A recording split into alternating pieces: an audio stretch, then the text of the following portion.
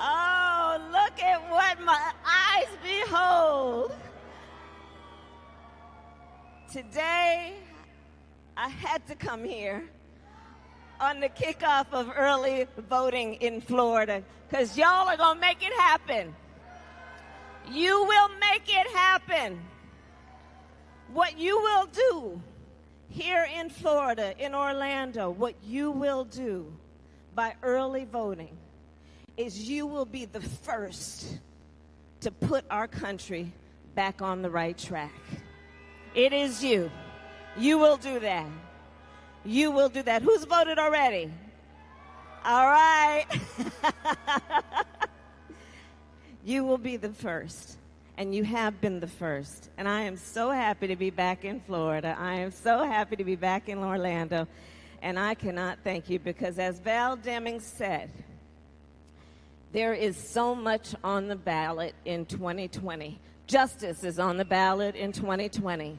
Economic justice is on the ballot in 2020. Climate justice is on the ballot in 2020. Healthcare justice is on the ballot in 2020. Reproductive justice is on the ballot in 2020. Criminal justice reform is on the ballot in 2020. Climate reform is on the ballot in 2020.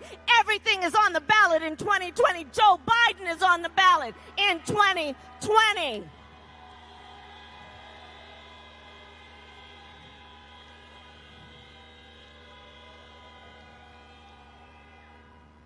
And we're going to get this done. And we're going to get it done. We're going to get it done. And I don't need to tell everybody here what's at stake. There's so much at stake. You know, here in Florida already, you all know, 1 in 8 Floridians describe their household as being hungry in September. 1 in 8. 1 in 5 Floridians described that they couldn't pay the rent in the month of September. And let's think about how we got here. I don't know if you all saw that debate that we did a couple weeks ago. But, you know, Joe's been on the stage debating. We have another debate coming up. He did an amazing job at that town hall. Did y'all watch that? Right? It was a true exercise in contrast. So what we know is this. Back in January, the current occupant of the White House knew he had inside information. He knew that this virus was 5 times more deadly than the flu. He knew it would impact children of America. He knew it was airborne. But what did he do? He kept that information to himself. I call it a cover-up. He didn't let you know on January 28th what he knew on January 28th. Can you imagine if you all knew, if we knew on January 28th what he knew? Can you imagine what parents and families and each of us might have been able to do to prepare for this? If we had known it was airborne, what we might have done in the spirit, Reverend, of love thy neighbor, to make sure we all wore masks every day. What folks might have been able to do, knowing already in our country that in 99% of the counties in America before the pandemic, if you were a minimum wage worker working full-time, you couldn't afford market rate for a 1-bedroom apartment. What America would have done to prepare for the inevitability that businesses might shut down, to prepare. Because in Trump's America, it will not be the case in Joe Biden's America, but folks are working without paid family leave, without paid sick leave, what people might have done to prepare. But he didn't tell the American people. He covered it up. And now we look at where we are. And we are in the midst of 4 crises happening at the same time, in the moment where we are also witnessing the greatest failure of any presidential administration in the history of America.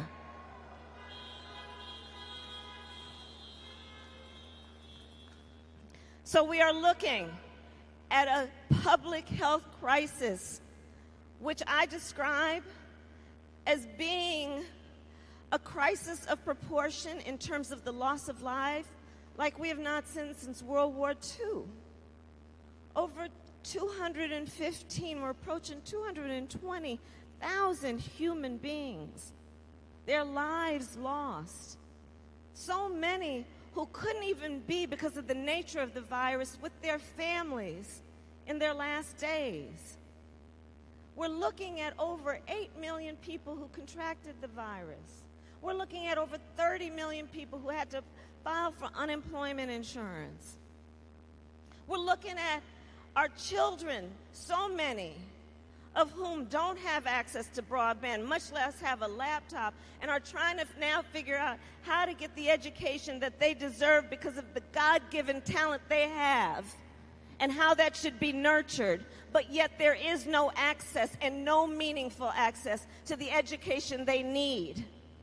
These days lost because of this virus that this man had an opportunity to deal with, but denied fact, denied science, and lied to the American people. So we know we need a change, and a change is coming.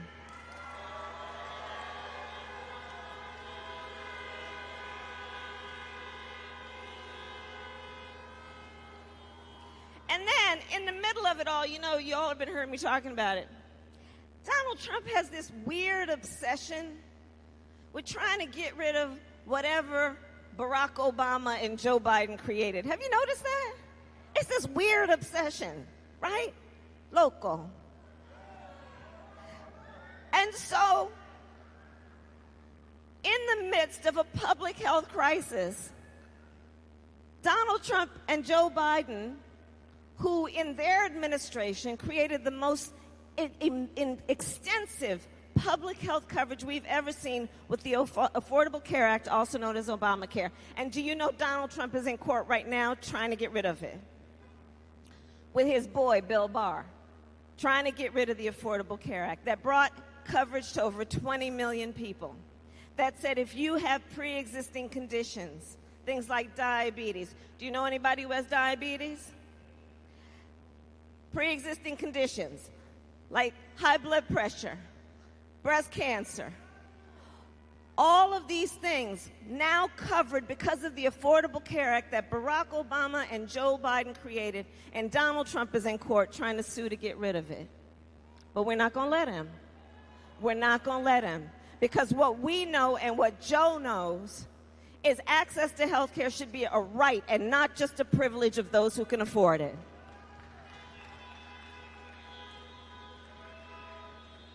So we're going to fight.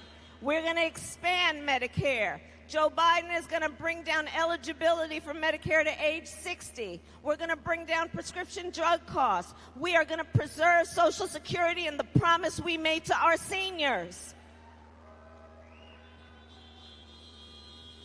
We're going to expand coverage under the Affordable Care Act to include mental health care, because folks have been traumatized, and we've got to stop treating health care as though the body just starts from the neck down. Let's deal with health care from the neck up.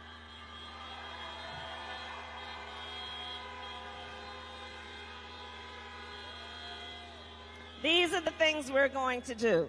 And by the way, you know, in those debates, as per usual, you can rely on Donald Trump to engage in distortions and basically lie to the American people. So let's be clear about this. Joe Biden will not increase taxes on anyone who makes less than $400,000 a year. Period.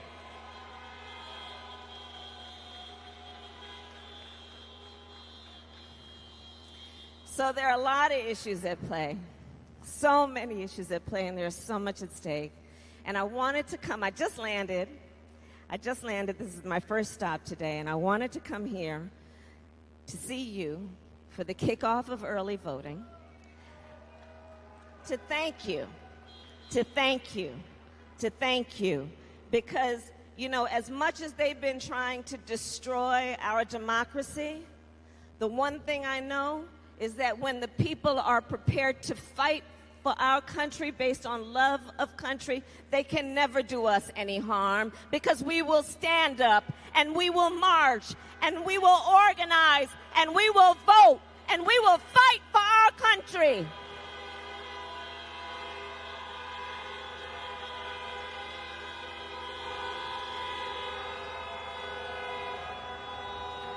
So we know what's at stake. And so here's the bottom line. You know, in Florida, I mean, I know what's going on here. I've been reading about it and hearing about it. Y'all have been telling me about it. I mean, you know, aside from the incredible leadership that you've got in Congresswoman Val Demings and of course, Stephanie Murphy and Senator Bill Nelson, who was a great friend. I know you got some other elected officials in the state, too, that aren't doing necessarily what's in the best interest of all the people. And so I want to say this. You know, when we see these examples of people trying to make it difficult for folks to vote, and it's happening all over the country, people trying to suppress the vote, Donald Trump trying to confuse people about the integrity of our voting system, trying to suggest that you can't trust it, right? But we know better. And we know when somebody's trying to play us. We know when someone is trying to pull the wool over our eyes, trying to discourage us, trying to deflate our enthusiasm, trying to suggest to us that we don't matter. We can see that. We know that. That's not new to us. And in the face of these moments, we ask ourselves then a question: why are so many powerful people trying to get in the way of us voting? Why are these powerful people trying to suggest we can't trust the system, putting in place laws that are designed to suppress the vote, trying to purge the voter rolls, trying to make it difficult? Why are they doing that? And the answer, of course, we know is this: because they know when we vote, we win. When we vote, we change things. We make it better. We know our power. We know our power. They know our power. They know our power, and we know our power. And that's why we're all here today, because we know our power. And we know we will never let anybody take our power from us. Never. And so that's why we're all here today, to say we are powerful, we are strong, we stand together in unity. We stand here as a coalition of people that represent the beautiful diversity of who we are as a country. And we know that when we vote and when we use our voice, we win. We know our country is worth it. We know and can see a better day. And so let's get out there and organize, folks, and make sure everybody votes, and we will win. Thank you, Florida. Thank you. Thank you.